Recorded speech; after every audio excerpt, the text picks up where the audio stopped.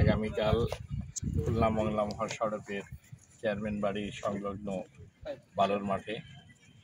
শহীদ রাষ্ট্রপতি জিয়া রহমান, দেশনেত্রী বেগম খালেদা জিয়ার যোগ্য উত্তরাধিকার, আগামীর বাংলাদেশ বিনির্মাণের নির্মাতা, দেশের মানুষের কোটি কোটি মানুষের হৃদয়ের স্পন্দন, জাতীয়তাবাদী দলের ভারপ্রাপ্ত চেয়ারম্যান জনাব তারেক রহমানের ৩১ দফা কর্মসূচি বাস্তবায়নের লক্ষ্যে জাতীয় সংসদ নির্বাচনকে সামনে রেখে আমাদের রাষ্ট্র মেরামতের ৩১ দফা জনগণের জন্য এই রামপাল মংলা ফকিরহাটে সন্ত্রাস, দুর্নীতি, মাদকমুক্ত সমাজ গঠনের লক্ষ্যে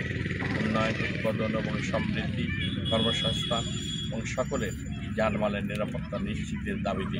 আমরা ঐতিহাসিক জনসমাবেশ আগামীকাল বিকাল ৩টায় এই মাঠে আমরা করব। আপনারা সবাই জাতীয়তাবাদী দলের এবং সাধারণ নাগরিক যারা এলাকাবাসী রয়েছে সবাইকে আমরা অনুরোধ করছি, আপনারা সবাই বিকাল ৩টার জনসমাবেশে যোগ দিবেন এবং এই সমাবেশে সফল করবেন। দেশ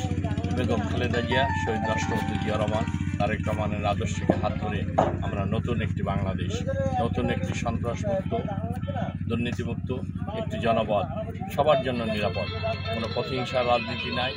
সবাইকে ন্যায় বিচারের ভিত্তিতে আইনের শাসন প্রতিষ্ঠা করে আমরা এলাকার উন্নয়ন, উৎপাদন এবং সমৃদ্ধির যে রাজনীতি সেটার শুভ সূচনা করতে চাই।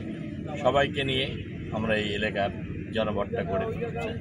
সবার জন্য মানবিক কল্যাণমূলক একটি জনপদ গড়ে তুলে আমরা এই রামপাল মংলা ফকিরহাটকে গড়ে তুলব। এই লক্ষ্যকে সামনে রেখে আগামীকাল আমাদের ঐতিহাসিক জনসমাবেশে আপনারা দলে দলে যোগ দেবেন এবং সফল করবেন, এটি আমার আশা।